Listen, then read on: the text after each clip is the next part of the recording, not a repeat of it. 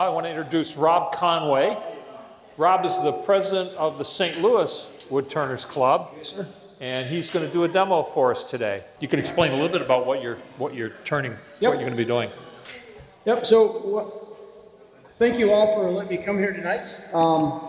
I was doing so we were talking about beads of courage bowls, and I remember seeing a stave done of the bowls. And so I'm like, oh, I'll try this out. This sounds like a great idea.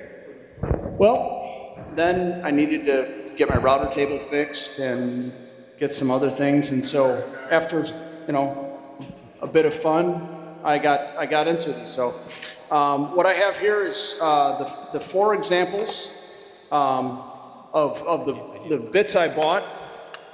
So anyways, I started off with these relatively, they're not cheap router bits, but they're relatively cheap. And I started off and bought the kit of the 3 of them. So they do 6-sided, 8-sided, 12, and 16 with the 3 bits. The 1 bit does 6 and 12. So you just have to flip it on end the way you do it. So I did bring some documentation in case anybody's interested in doing this. I have both I made a spreadsheet to figure out diameters, which then you don't have to think about it too much. I try not to think a lot in my workshop, just make things, make wood shop, make chips. And then I have 2 documents. This one is what I first started with, and it's pretty comprehensive and talks about multiple projects. I have some copies of it, but I'll pass it around if anybody wants any, and whoever would like to take them. But this goes into some of the math that goes around it. Also doing things that are tapered and this, which I didn't want to mess with that math. That's more than I was willing to take on at this time. But and then it shows the different types of bits. And then the last one is just the documentation from Yannico that's online. It shows you exactly how to do it. The calculation for width becomes diameter in your when you're making your staves. So why did I pick staves? So I thought, well, it looked kind of fun. Plus, you can do other things like change your colors of wood, right? So much like the people that put together the 500 and 600 pieces that come into a giant piece. Well, this is simpler on that, right? 12. But nonetheless, it does make it interesting for the colors and grains and things like that. So I thought it was kind of fun. Plus, I get to use all my tools in my shop, my table saw, my router, all that kind of stuff. So anyways, I'll pass all these around if anybody wants to take a look at them. The router is the bird's mouth, so the angled shape, right? Yes. So I use I cut the width on my table saw and then run them all through the router. So usually the way I do it is set up the routers. Somebody was nice enough online to create these, which are perfect because they tell you because everything that you do with the setup is both the height of the bit and then the fence. And so anything off and it doesn't make a circle. It's relatively simple. So this is a lifesaver because when I first started it, I went through a lot of wood. And then I found these and I purchased these. They were $10. Lifesaver. Yes, sir. Would you run a long piece of wood through the router, the shape, and then chop up into it? I actually talked to some folks about that, and several people did it that way, where they run one and then cut it. I ended up using small pieces and do it, and then I used a push-down block because, and I brought an example. Yeah, here we go. I'll pass this. This is what happens when you make a mistake, and now that one's worthless because it's not perfectly down the side, and the mistake is right. It's pretty obvious, right? So if you get a little wobble on your router table, it puts a little divot in there, and then you don't get glue in that spot, and then it becomes a void, and voids are bad when you're trying to when you're trying to turn, because they become a hollow spot where you can get catches, things like that. So you want to avoid those. So that piece is, I brought that just because it's a perfect example of why you want to make sure that everything else. So I use a push down block. I run the small pieces, and then I'll go through and make all my cuts on my table saw, cut them all to length, and then run them through. And then I usually start off and I'll do 3 or 4 of them, and then put them together. Do I have everything? Just because the setup block says it works doesn't mean it's going to work. So I'll put them together and make sure everything is actually making a circle and it looks correct and accurate. And then I'll run the rest of them through and make sure that it's good. So anyway, so it starts off relatively simple. So I brought one full set of stuff that are apart, and they are pretty easy. You put it depends on which one, but they all just kind of go around in a circle. So, then of course, just like with anything else that you're making with wood, dry fit it, make sure it all works and stuff like that. So, and then I found that band clamps are the easiest way to do this. So, once I get it into a circle, which I will do here quick.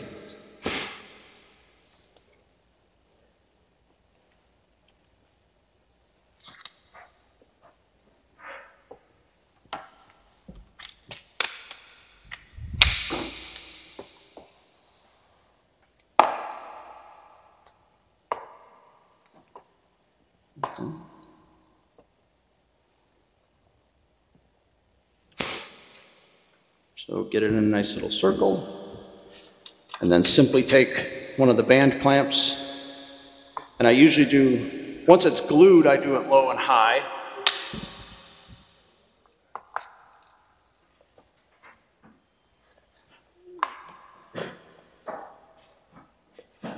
And the nice thing about the bird's mouth is that once you pull it tight, they kind of all fall into piece themselves. So you just tighten up your clamp, hit it.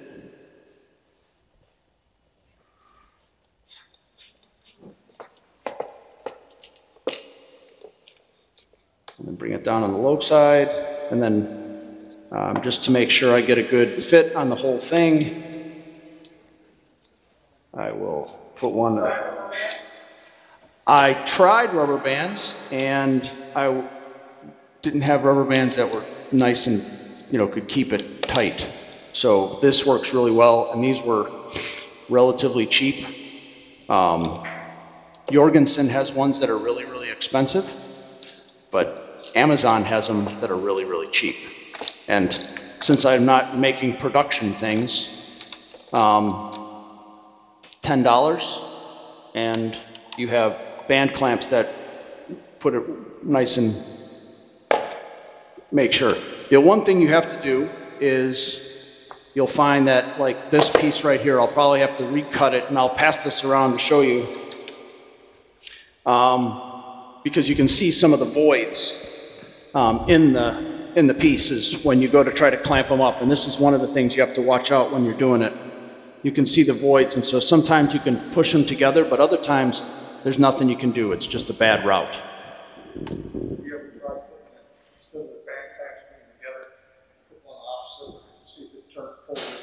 You can try.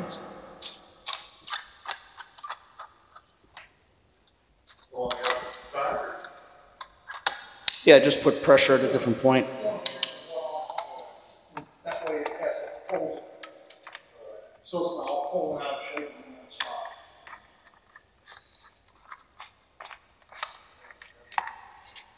So fixes it a little bit.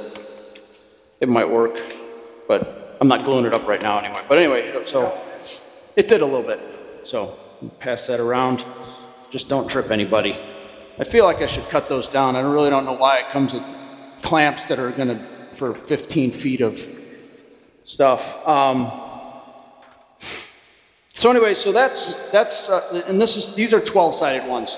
I like the 12-sided ones because they make a little bit easier bowl, and it's not as, you don't get as many sharp edges. On the, as you probably see on the 6-sided ones, it's pretty sharp, and the 8-sided ones got lots of sharp edges.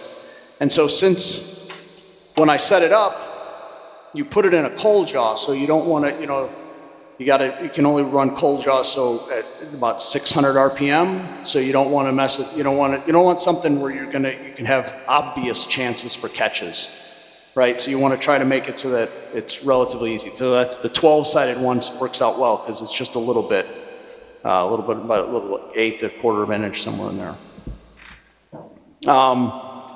So let's see.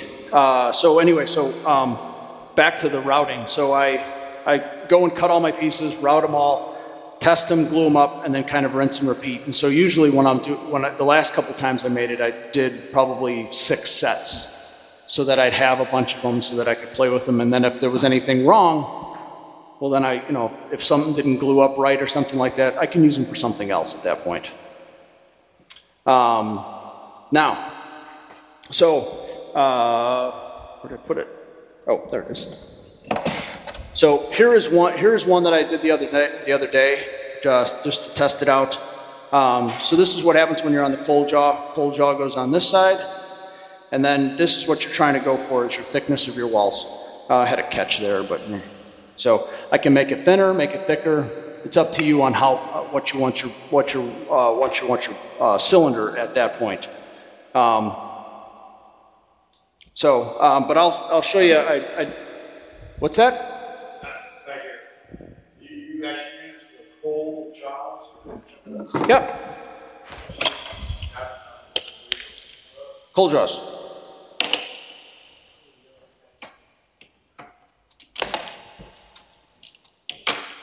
So, this one. So, here's one that I glued up, still all set. So, cold jaws. I have both the tiny little stub ones to hold, but I like these, get a little more surface area when you're doing it up.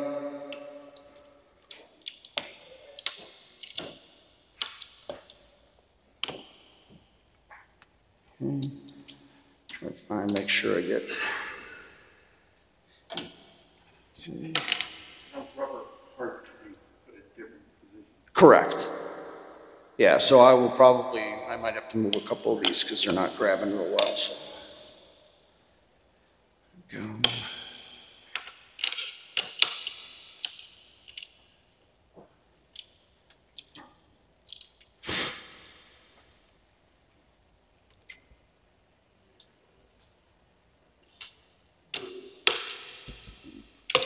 So Rob, you put Yes, sir. a piece of wood or a scab wood up on the border, or you just, Well, you can't because you got to get the inside too. well, I mean, at the beginning, I could, yes.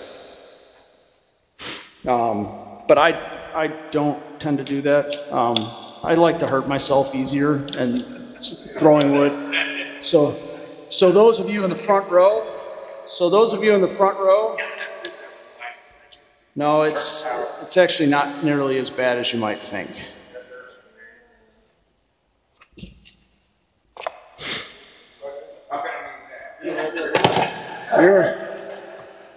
Everybody's welcome to get out of the way, it's fine.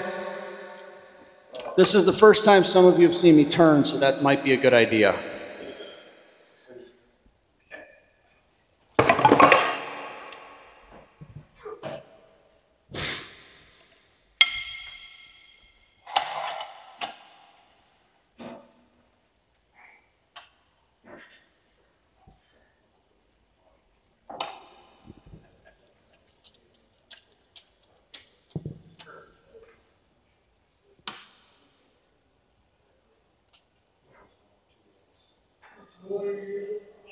I'm using all Easy Wood tools tonight.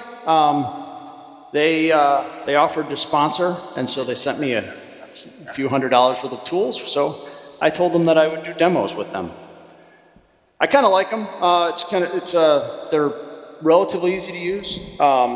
If anybody's interested, I have some 16% off coupons. You can use them or you can't. It's up to you. I know everybody. I think carbide inserts. Yes. I feel like wood turning tools are like fishing lures. Everybody's got the lure they like to use, and they don't want to use that other lure. So And just like fishing equipment, they're more likely to catch fishermen than fish sometimes. So these are more likely to catch more turners than they are to do exactly what you want to every single time. So let's see. So we'll start right there.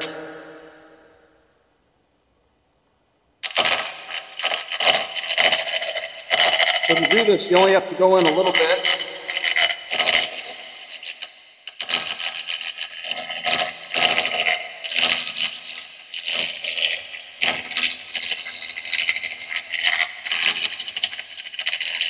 So the first thing you're doing here is just taking off the rounding out the bottom here, or the top, I guess it really doesn't matter, so that you can put a bottom on it and then put it on a regular chuck. So I like to check it a couple times, make sure I'm making progress here. This one's a square one.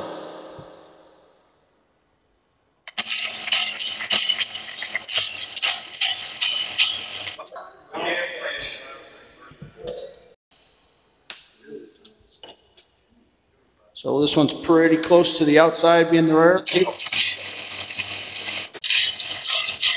Okay, I think that should be just about it. Yeah, it's good enough for right now.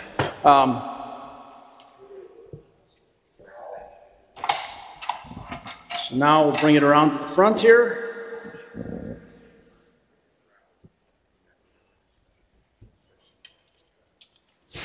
Okay. So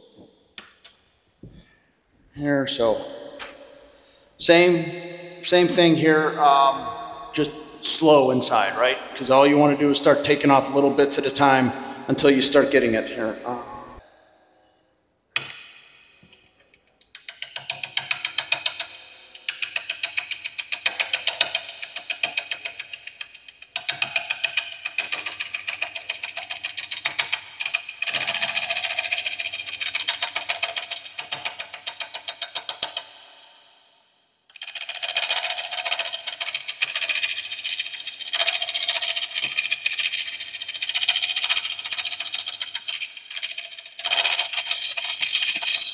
I try not to get too far over the edge because it's pretty, the catch is pretty high,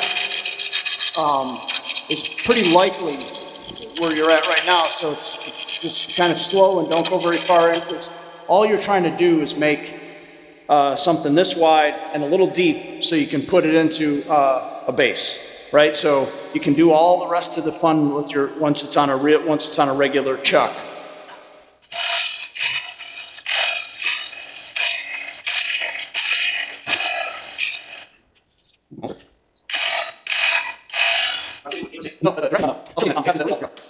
To a little sidebar. The original use of bird's mouth staves was for sail poles, and so one of the documents I brought shows how they do it and gives the math on that, which is even more fun than just regular, right? Because now you have an angle on your saw and you have the bird's mouth on there. So, but they look like a lot of fun. So that's the next step. More playing. More wood shavings, more chances for fun.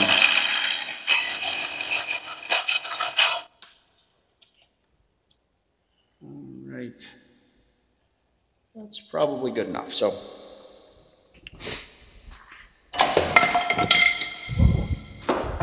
let's put that over there instead. So now that you have this done, chuck. Now, similar to that other piece I have,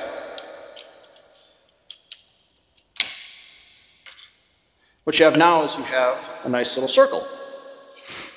That, what I use is now I take your circle cutting jig to try to figure out approximate size for your base.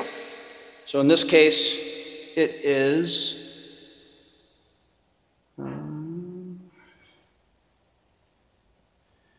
right around just under 6 inches. So I made 2 bases to bring with me tonight. One a little thicker than the other, but So now what I'll do is take this off. This one.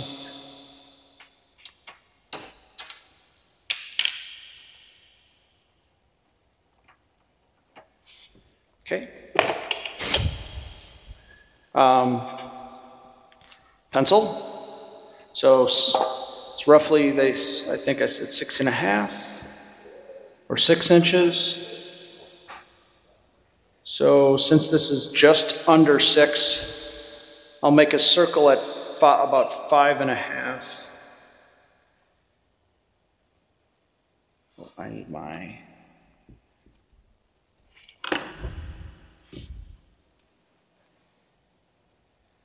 Five and a half. That's all I'll do. Yep. And then this adds to some of the stuff I like about the staves, which is you can have all kinds of fun with colors of wood, right? So you can use all your scrap that's laying around. You know, I know you're Woodturners, so I know you have scrap. So starts off. So next chuck. Yep.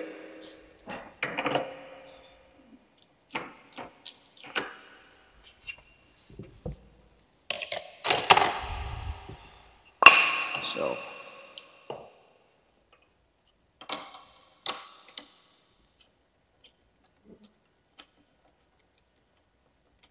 think this truck will work.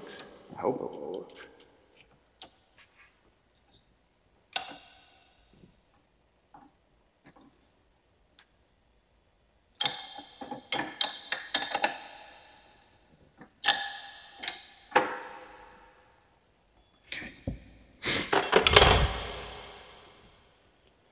I always turn it down.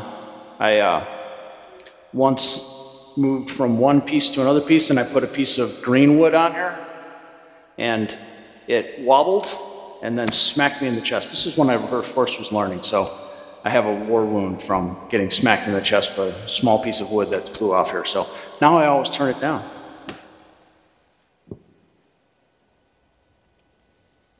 Okay. So I've already, to speed up the demo, I've already brought this in the round, all the other stuff, right? So I know you guys all know how to do things like that. So this is just to show how to make this into this.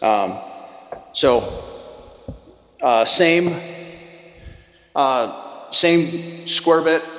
I'll start at the line. I know this is a little under, but you know what happens if you go and you make it, you end up having to trim off it all and start over on your circle again. So,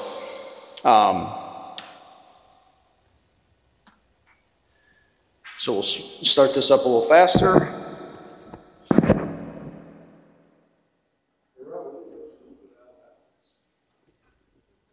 Maybe I did not. Let me try.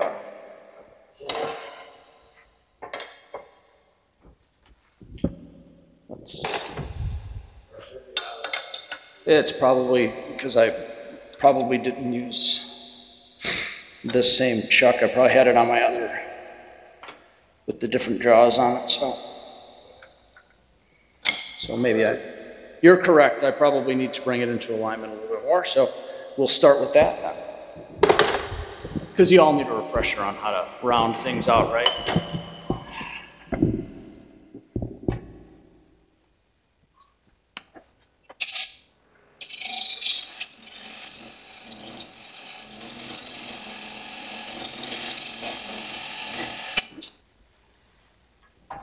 Okay, and then bring it around to the front.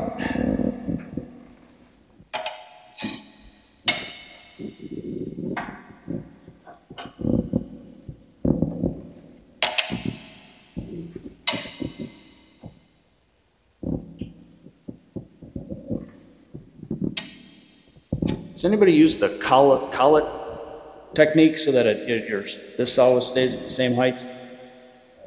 Ever seen that? So somebody showed me they put a collar on here and then it always stays at the same height. So I have one of my things that always stays it's always at the right height for this tool. So yeah, it's a, when I first saw it, I thought it was genius, right?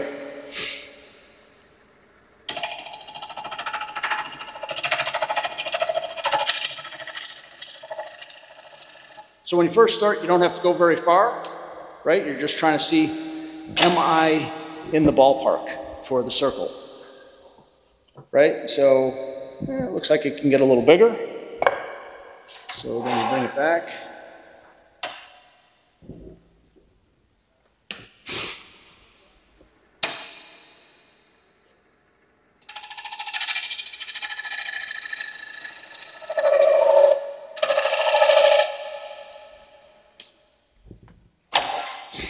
And you want to kind of keep doing this back and forth because, you know, obviously if you go too far, then you have to plane the, you know, resurface the whole thing. So this is getting pretty close, I think.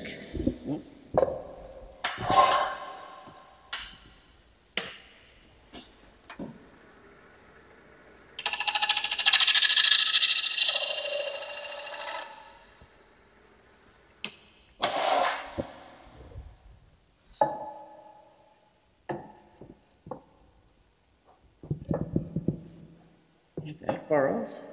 Yes, I am.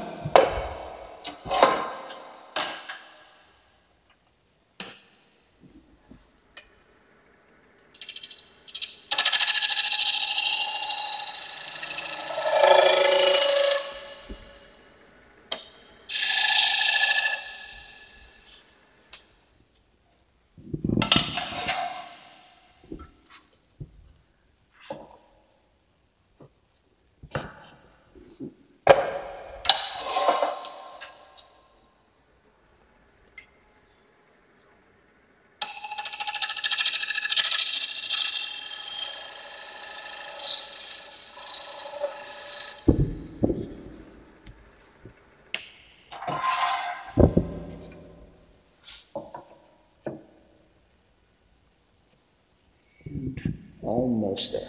Okay.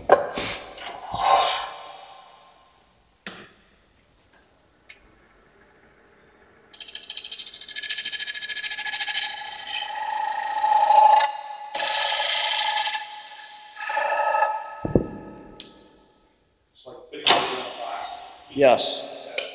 Just keep inching at it. So eventually, yeah, so this is just about right. So, oh, I may have went a little far. Anyway, so there you go. So now what you end up with is this, right? So now you can chuck it up once you glue it, and now you can finish out this and finish out the base. Then that's what I'm going to do.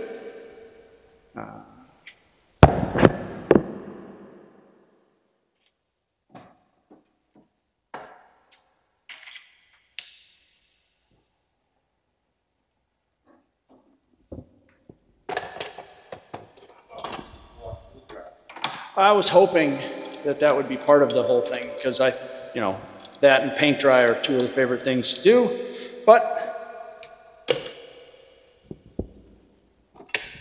not tonight.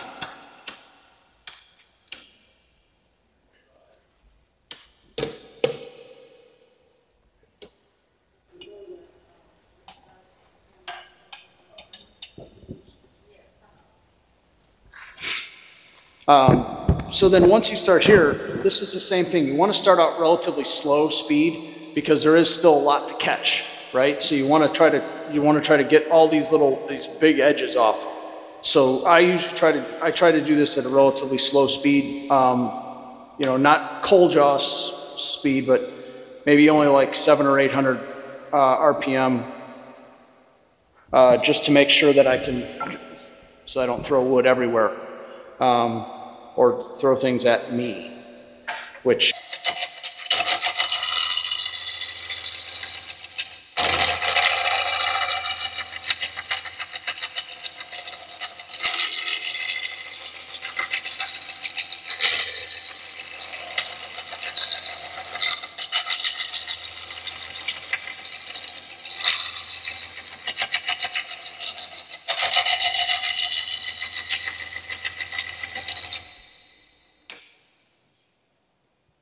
Okay, so now I can speed it up a little bit.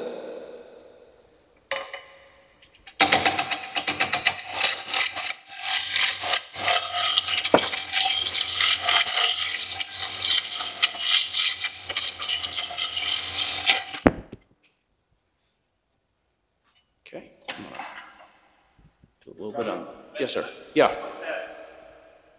The vessel into the base, there's a right way it's got to go in and a wrong way. There is. You should, yeah. So you want to put it in so that when you're turning your outside part, so I actually did this wrong, by the way. You want to do it so that these spin this way, so as you're cutting them, you start to take these pieces off slowly, right? If it runs the wrong way, you're going to hit those. All you do is, yeah, so it's pretty easy on here. You know, if you hit it, right, if you come down this way, all you're doing is hitting on your tool. Regardless, carbide, it doesn't matter. But if you hit it like this, you just start taking off little pieces of it slowly. So.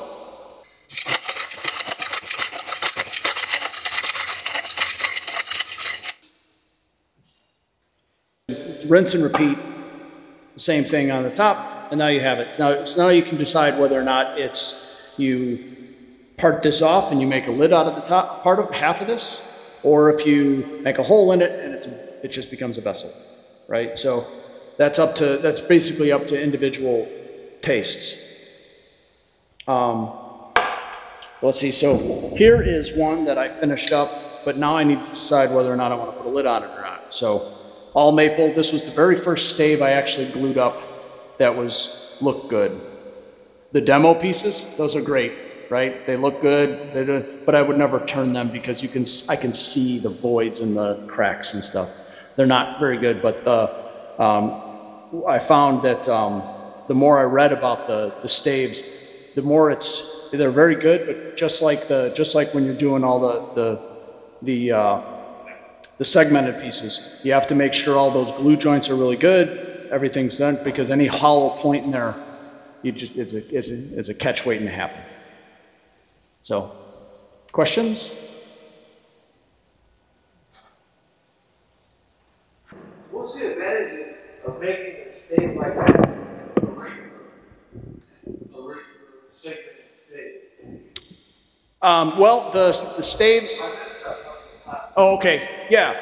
So I can pass this around again, but the bird's mouth stave has an angle, and so it's all about surface area, glue surface area, right? So a normal normal stave would just have the two pressed joints together, and that's a pretty strong joint with glue, right? But this gives you at least twice as much glue surface area with it. Plus there's a little bit of an angle, so each one of them kind of pushes into the other as it's gluing up. So you get the pressure in the circle and the glue up. So you end up with a stronger joint. So basically a stronger joint. Yeah, exactly. Same thing again, start slow.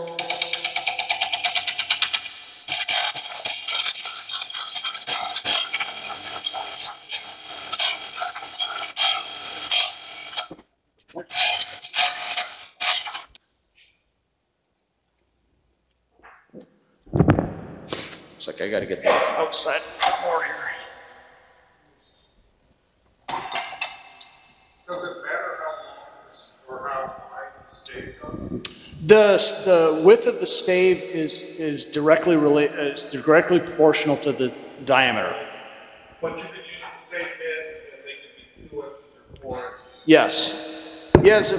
I forgot to mention this earlier, but when I made these ones, I used the same width wood for every one of them. So it shows that, 6-sided, this is how big the diameter is with this, all the same width wood, right? So all the way up to 16-inch. So you end up with kind of boxy this way. The sixes are kind of boxy anyway. The 8s get a little better. The 12s and the 16s really are pretty easy to do. But they also have less thickness that you can play with, right? So you have to increase the thickness of your wood in order to get thickness on your outs of your cylinder then. So each of them has their trade-offs.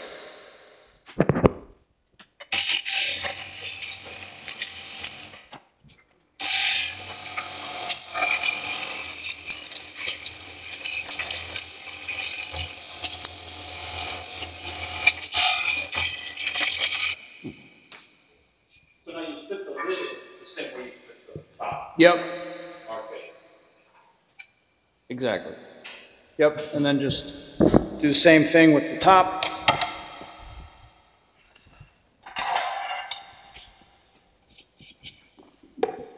You figure out your diameter,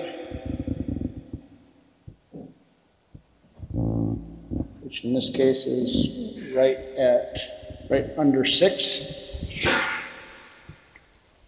And it could just be a lid. Yes.